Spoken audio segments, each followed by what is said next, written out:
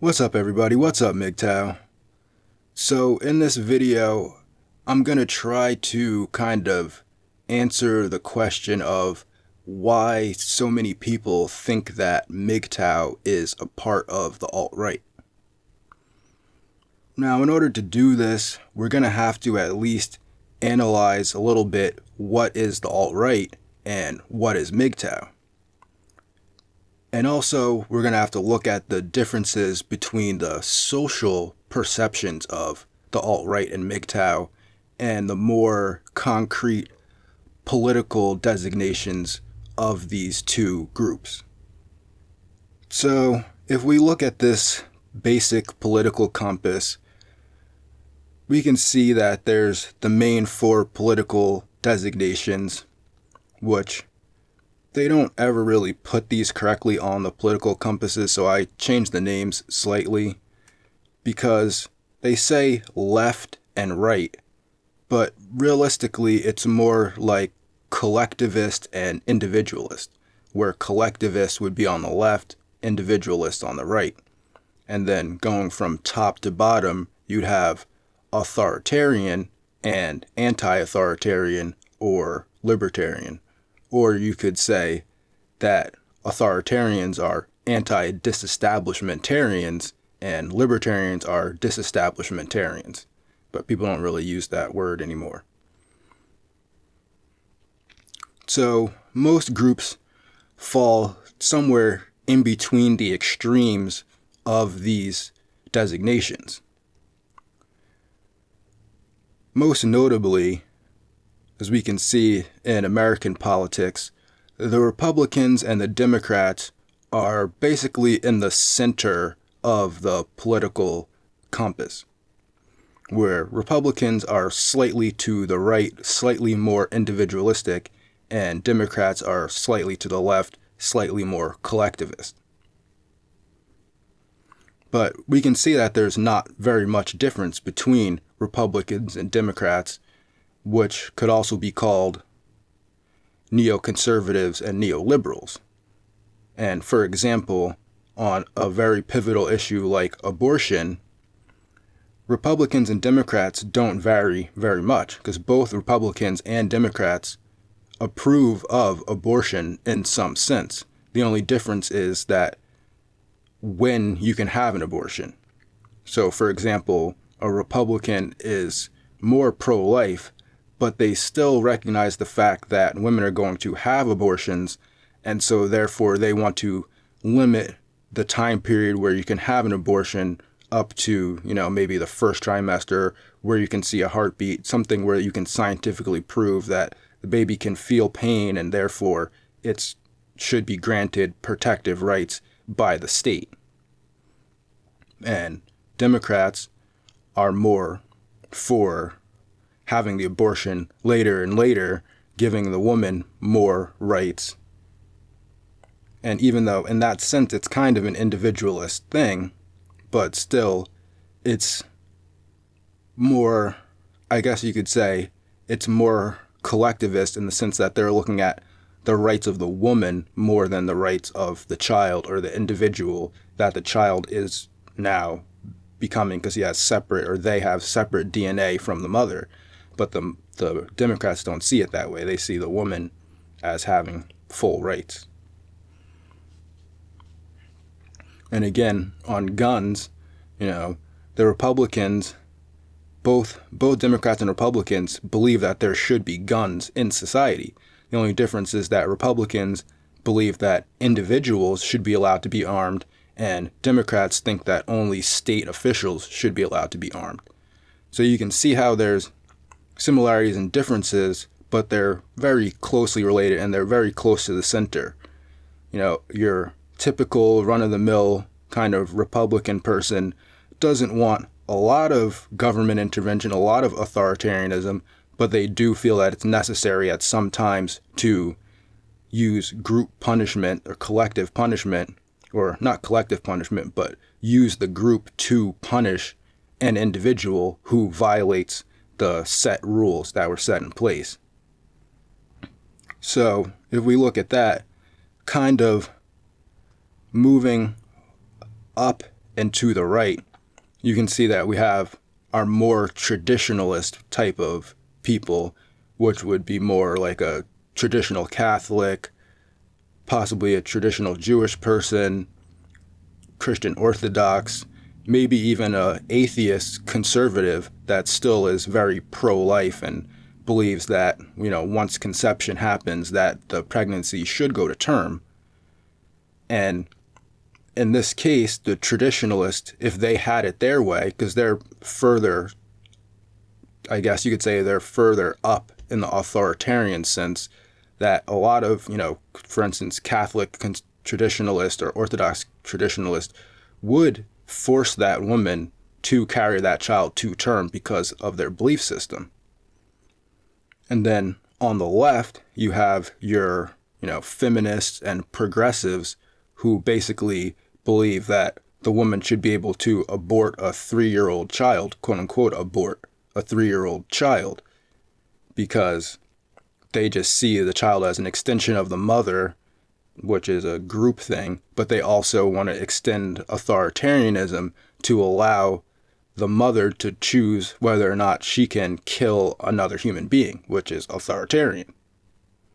So then if we move down on the left, we have our classical liberals. Now, the classical liberals do believe in group responsibility. In a sense, they might still believe in some form of social welfare or social help for people and certain laws and stuff, but for the most part, they don't want to use the state to punish people. Like a classic example of this would be like Dave Rubin, where he doesn't really want to evoke state powers, but in certain senses, he sees people as in groups, and that certain groups need to be protected by the state slightly, but he wants to reserve that as much as possible. Then on the left, on the more individualist side, you have your libertarians who they want to avoid using the state as much as possible also, but they don't categorize people as groups. So, for instance, a libertarian doesn't really care if you're gay or not, or if you're what race you are. They're more based on merit. And some libertarians will refer to maybe something like republicanism, where there might be some group punishments for severe actions like murder, rape, theft, things like that, that the group would actually punish you. But then if we move further down on the right, then we have our anarcho-capitalist, which is very similar to libertarianism, except they don't believe in the initiation of force at any time. So instead of the group actually putting some type of punishment on a person that violates, say, a Republican type of rule system, they would just ostracize that person from the group. And that is a form of punishment, I guess you can say, but no one's taking any action against the person that violates the rules. They're just no longer allowed to participate in certain group activities. Might that be getting jobs or visiting certain buildings or private facilities, things of that nature.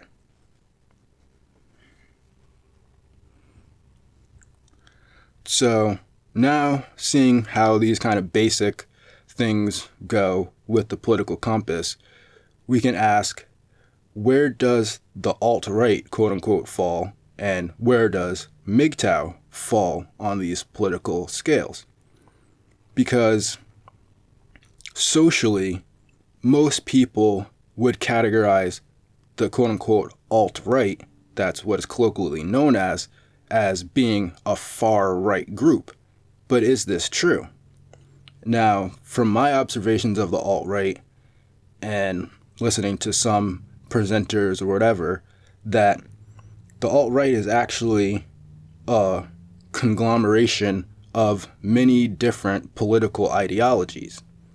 There are libertarian alt-right people, there are communist alt-right people, there are socialist alt-right people, there are more classical liberal alt-right people. But I think that one of the defining features of the alt-right is the connection to either being a descendant of a European person or being what would be considered a white nationalist. Now, nationalism is considered to be right-wing for some reason, but to me, nationalism would fall more to the left because it's collectivism, because you're saying that you're part of a group of people. And then also, the alt-right as a collective, even though there's individual ideologies or ideas within the alt-right, overall, it seems that they are okay with the use of force. So that would put them in the top left-hand quadrant of the political compass. Because, for instance, National Socialism is socialism, it's collectivism, and it's also authoritarian, which would make it very hard to the left. So, National Socialists are actually left-wing authoritarians. They're not right-wing because they're a collective and they see people as a group. You're a white person. It's not about your individual merit or your individual achievements. It's just you're white, you're part of this group, and if you violate the rules of the group, then the group will punish you. And this is just in general because, yes, there are a lot of libertarian people that are in what's considered to be the alt-right. Now, my question really is, why is it called the quote-unquote alt-right? Well, from what I can gather is that, as you can see, the Republicans and Democrats are at the top center, kind of. So anything that moves in any direction away from that top center kind of point of the political compass is considered an alternative to what's the mainstream, because that center area is the Overton window.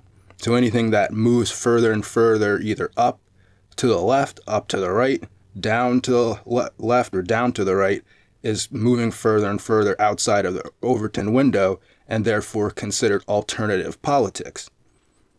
So because the alt-right, whether it's a left-leaning alt-right person that's more libertarian, or a or left-leaning alt-right person that's more socialist collectivist, they're outside of the Overton window and therefore considered alternative.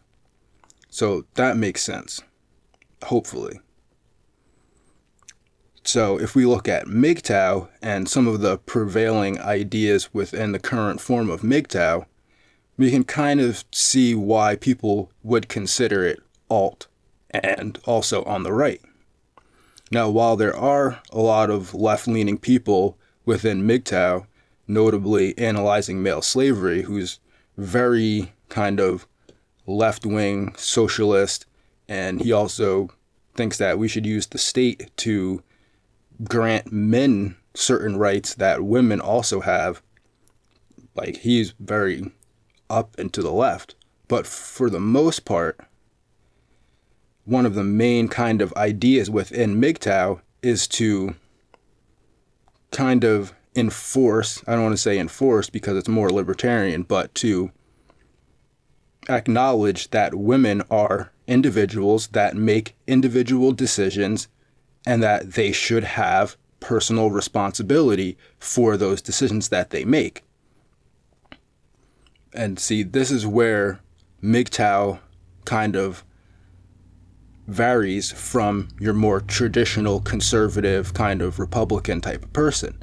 Because while a true traditional conservative, like a Catholic or Orthodox Christian, would not only enforce social responsibilities on men, for example, you have to have a job and you have to have a house and stuff to have a wife, but they would also enforce those same responsibilities onto women. So if you get pregnant, you have to have the baby, and then you have to raise the baby, because that's your responsibility. But they would use group pressure on both men and women to enforce these rules. Whereas your more kind of center-right Republican has drifted from this idea, where they still believe in enforcing gender roles on men, but they're more in line with a feminist or a Democrat when it comes to enforcing these same rules on women. And you can see that even some of the more right-wing people like Stefan Molyneux still believes that women should receive welfare even when they, have a kid out of wedlock, and, oh, but we can't let the single mothers starve in the street. And that's where it differs, because MGTOW is saying, no, it is their responsibility. They have 200 forms of birth control, and in this modern society, women have a high level of right of refusal to any man that's trying to make sexual advances on them. So it is a very personal choice for them to put themselves in a situation where they can become impregnated. And so therefore it's their personal responsibility. It's not the responsibility of the group to grant her money for a personal choice that she made, and then also for the group to enforce a punishment of payment for that child onto the man. So even though you might be a Democrat or left wing or something like that, if you believe that women should have personal responsibility, that's moving you over to the right. And again, probably most MGTOW don't believe that we should force women to carry children to term, but a lot of people probably do believe that, if that woman has a child out of wedlock, that she should be socially ostracized. And that's why most MGTOW say don't date single moms. So again, that's moving MGTOW down and to the right, further outside the Overton window and to the right. It's kind of getting close to anarcho-capitalism almost. So some other ideas that MGTOW espouse is that of the marriage contract, where MGTOW feel that if you sign a marriage contract, you personally sign the marriage contract as an individual person, as an individual woman, that you're responsible for carrying out that contract as long as none of the stipulations are broken. If the general marriage contract is your husband has to have a job, maintain the house, maintain the car, provide resources for you and the children, and he does that, then you're personally responsible to stay in that marriage until those stipulations are broken in some way. And if they're not, and then you decide that you just want to get a divorce just because, you should not be helped by the group because you made a personal choice to do something and then went back on that personal choice, and now you're in a bad position, even though the person that you made the agreement with was still willing to provide whatever the contract had said that they were going to provide.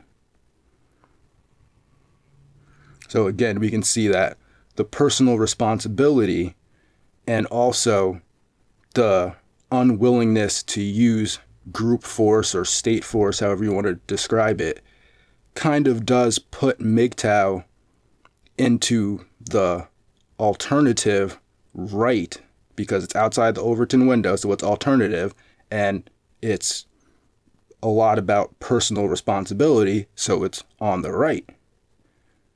So it's actually kind of interesting to see that, ethno-nationalist groups, be it the alt-right or maybe some of the, black conscious community or other ethnicities, they, by dint of it being a group that's based on some immutable characteristic like your race or some other type of class structure, it automatically puts that group more into a collectivist type of mind state. And while yes, MGTOW does focus on men, it doesn't focus on men as a group. It focuses on each individual man taking personal responsibility for their own choices and not expecting help from the group, and not expecting to be punished by the group, and expecting to, if they make a mistake, then they'll be ostracized by the group or have to take personal responsibility for the actions that they take. So it's kind of just an interesting thing to look at, and might clear up some of the reasons why, especially people on the left, like your feminist and your progressives, who see everybody just as a group, where feminists want to collectively punish all men, and progressives look at you only as your race or your nationality or your handicap or your sexual orientation. MGTOW is kind of more an individualist thing, where yes, it's about men, but at the same time, we're not forcing anybody to do anything. And we're also about individuality and individual responsibility.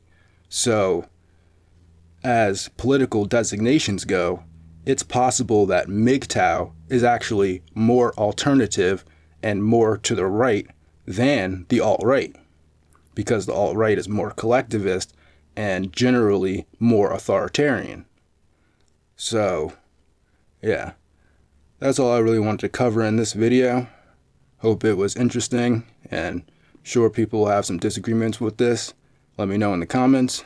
Other than that, have a good day and go MGTOW.